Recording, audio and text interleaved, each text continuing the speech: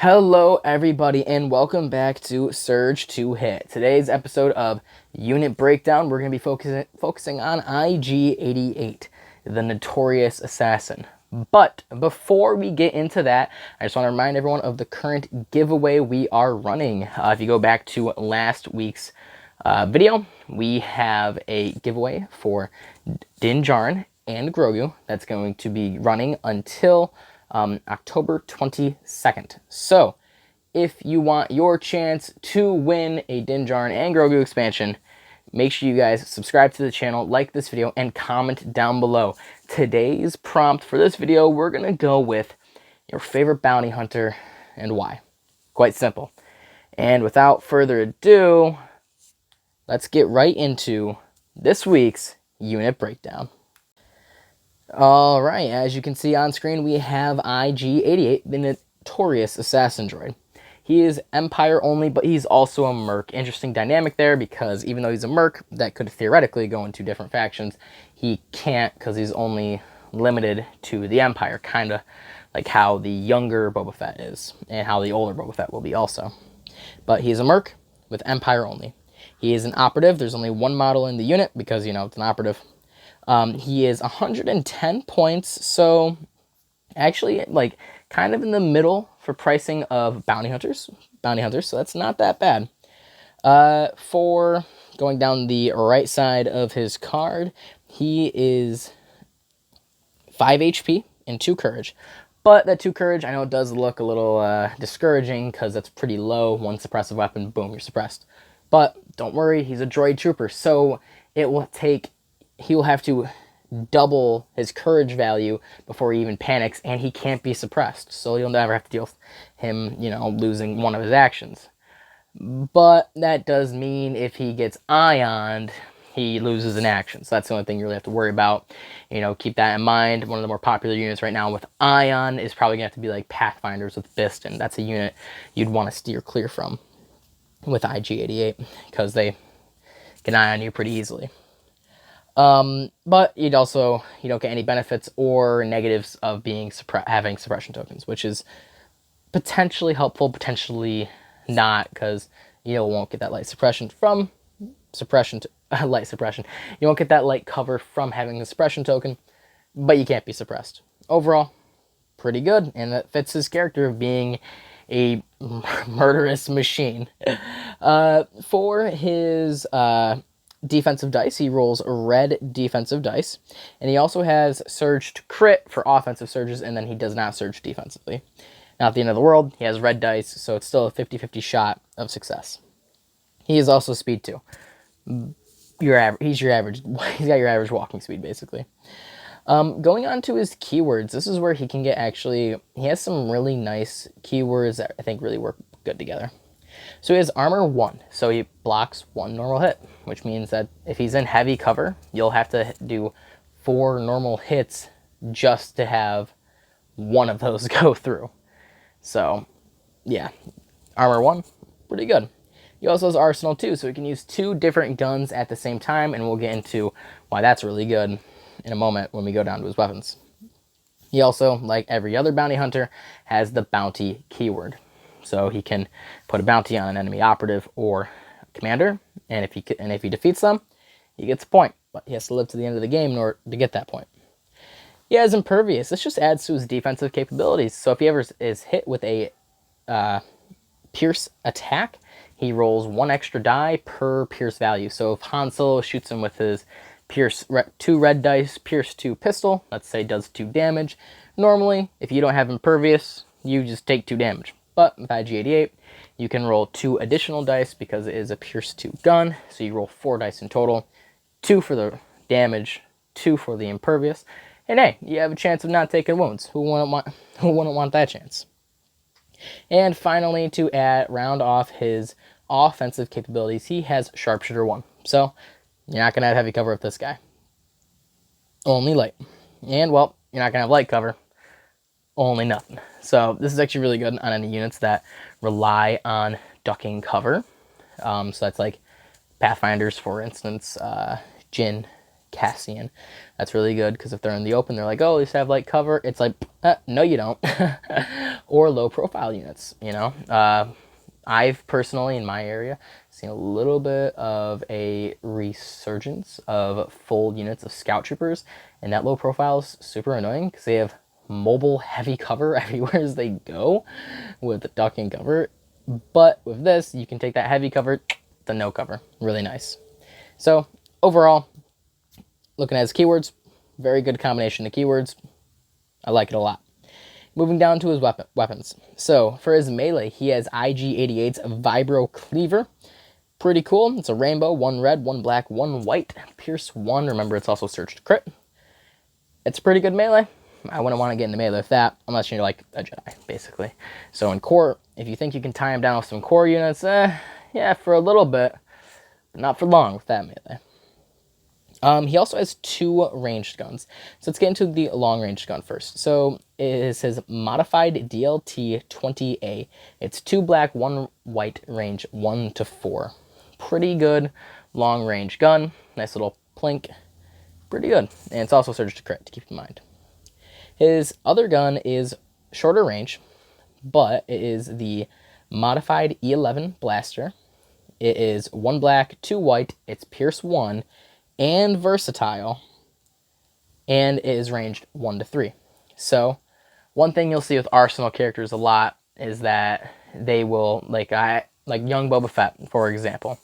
He has 2 ranged guns, but once he gets into melee, at least built into his kit, he doesn't have 2 weapons he used to not have 2 weapons you could use before he got the update. And then he got updated, which made him have the versatile on his short range gun, which is pretty good. And now you are seeing it added more with these Arsenal based characters that they have an ability to use both 2 weapons even while in melee. For this, he can vibro cleaver a unit he is in base contact with in melee, and then he can use his E11 blaster outside of range. So he can still shoot at range 3 with a Pierce 1 gun. That's pretty darn good. Yeah, so his kit's pretty good. Overall, looking at his unit card, before we even get into upgrades, he is very, very well prepared, as is, for 110 points. It is scarily good, I should say. But as to be expected with a like perfect robot assassin, he's pretty dangerous. Pretty good overall. But he does get a little bit of flavor you can throw in with him, and that comes with 3 upgrade slots. That would be training, comms, and gear, 1 of each. So without further ado, we're going to move on into what upgrades are good, bad, or maybe situational with IG-11. And just a little spoiler, there's a whole lot of bad, but what's good, it's pretty darn good. So when I was looking at the different upgrades available to IG-88, with only having 1 training, 1 comms, and 1 gear slot, he's a very, very competitive in all of those. And then looking at different ways to use IG-88, he's more or less a gun line long-range character. Yes, his melee is impressive, and he can still be scary while in melee, being able to shoot out. You don't want him to really be in melee. You want him to be at that range 3, get Arsenal 2, use both his guns combined to roll 3 black, 3 white, surge to crit with Pierce 1. He's a long-ranged guy. So there's not a whole lot of versatility when it comes to the cards you're going to really equip to IG-88. Because remember, high competition, and really some cards only working for the better of them.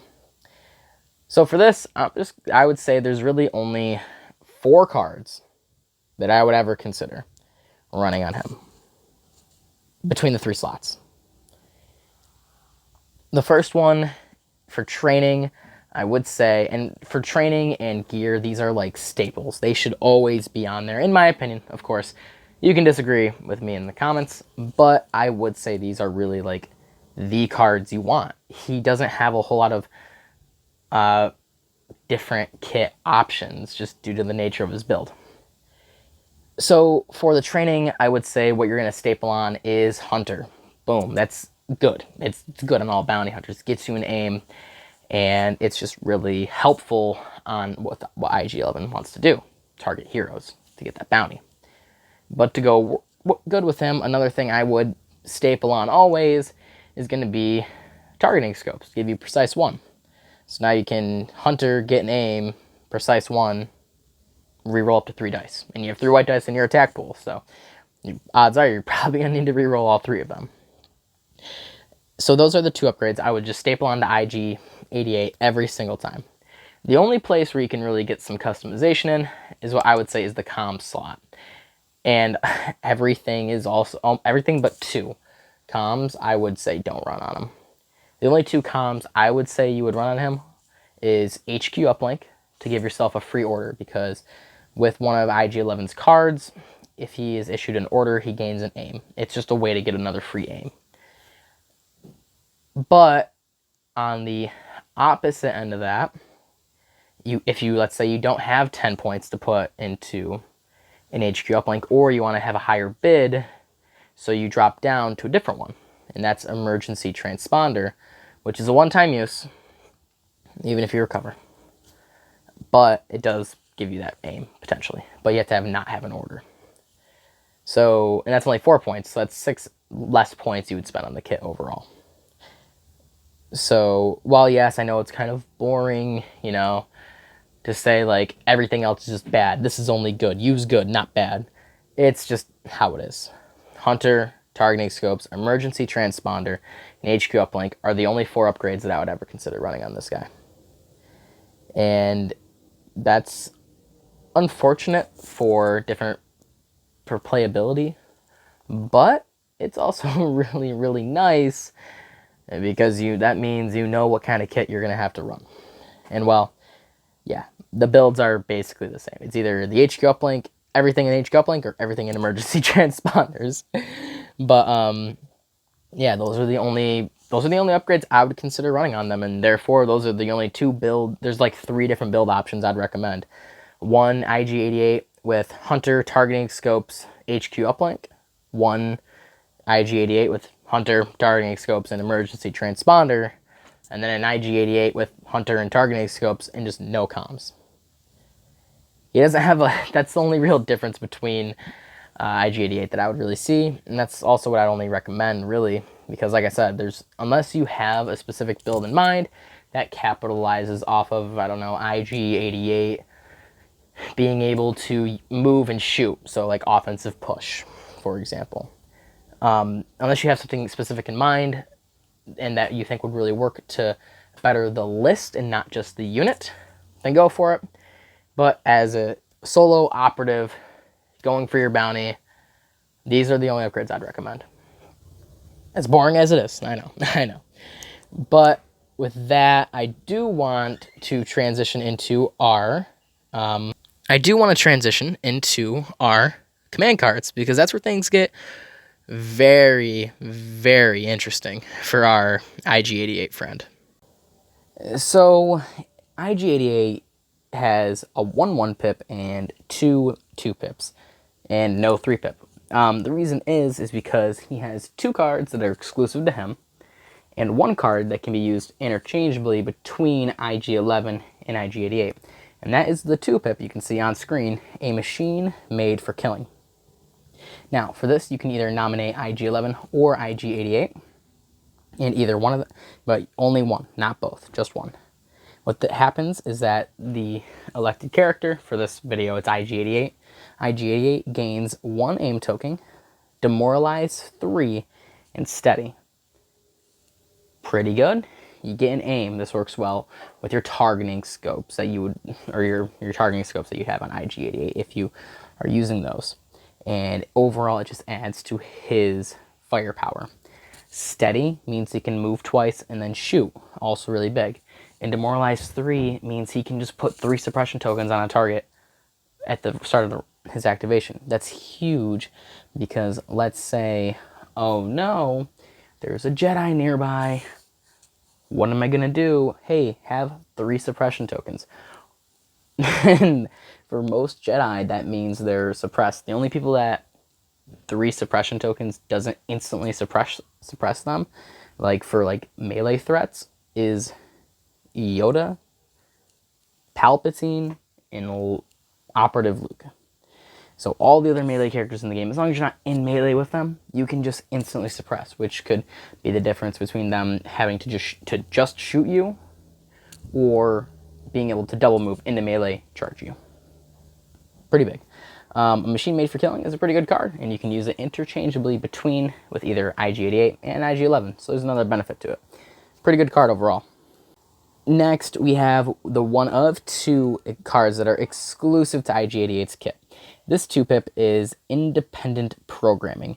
Cool thing about IG-88's cards is that they're permanent. So, this card reads, permanent. Each time IG-88 issues an order to himself, he gains 1 aim token.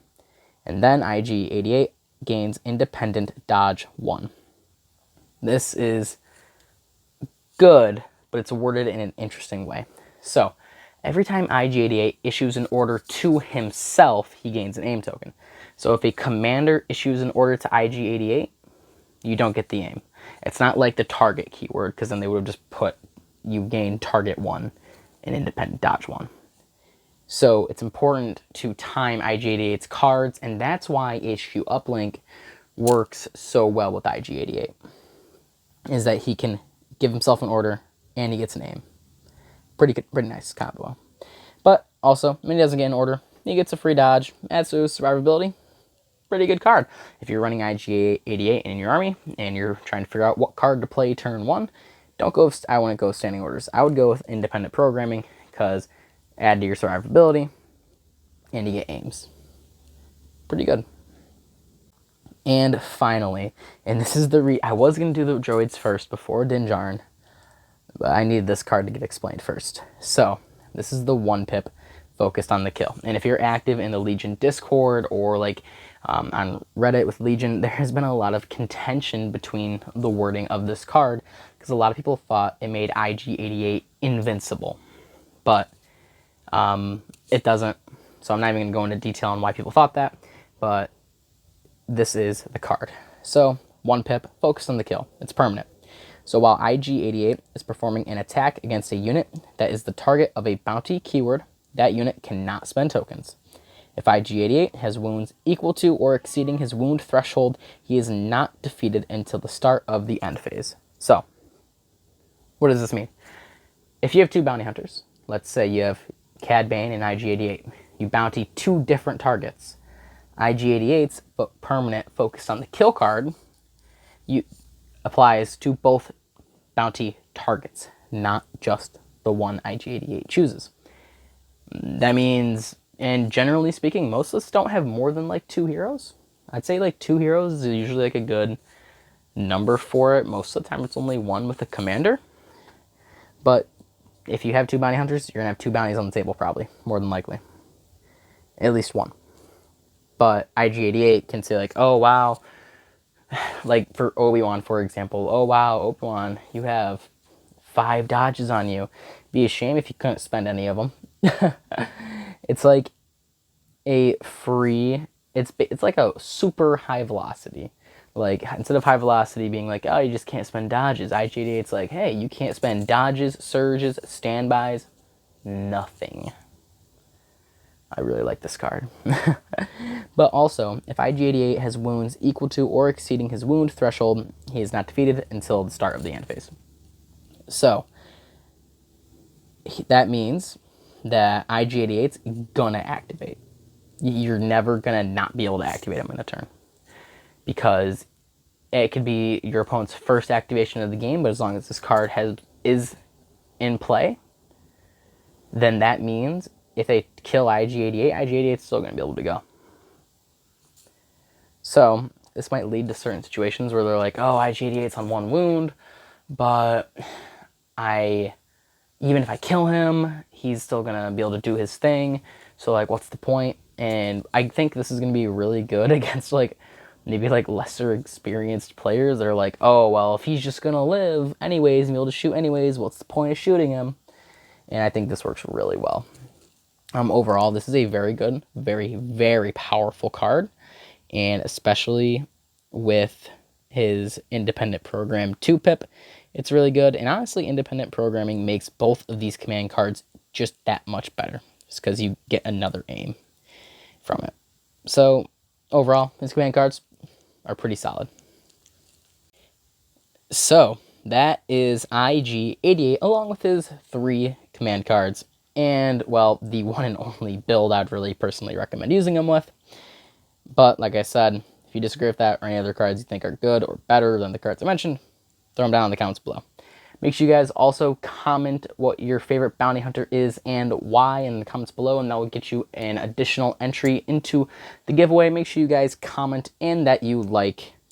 And give me your thoughts also, along with just your your favorite bounty hunter. If you want to say, what about IG-88? What do you guys think is going to be his role in the meta? How is he going to work in the Empire? Who is he going to work good with? I have a few ideas myself, but I want to see what you guys think. So, without further ado, I hope you guys have an absolutely fantastic day. Don't forget to enter the giveaway. Remember, giveaway ends October 22nd. And see you guys all later. Peace.